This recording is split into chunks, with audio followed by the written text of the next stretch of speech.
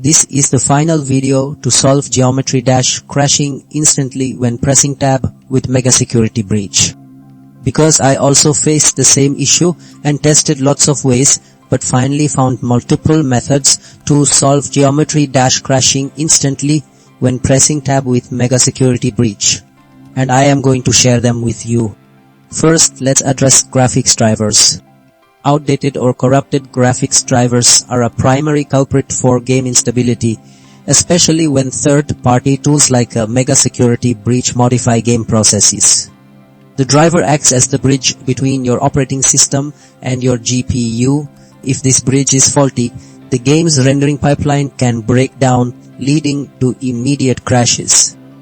Updating ensures optimal hardware communication and compatibility. Next, we examine MegaSecurity Breach settings. Certain features within such tools, particularly those that inject code or modify game memory at runtime, can conflict with geometry-native processes or anti-cheat mechanisms.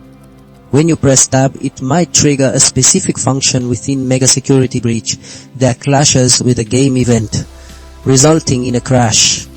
Disabling problematic features or adjusting injection methods can prevent these conflicts by reducing the tool's invasiveness. Third, running geometry dash as administrator can resolve permission-related crashes. Modern operating systems implement strict security protocols, and if the game or the MegaSecurity Breach tool lacks sufficient privileges to access necessary system resources or write to specific directories, it can lead to immediate termination. Administrator privileges grant the necessary access, allowing both the game and the tool to operate without restriction. Finally, verifying game file integrity is critical. Corrupted game files, whether due to incomplete downloads, disk errors, or even modifications by security breach tools, can cause critical game assets to be unreadable or malformed.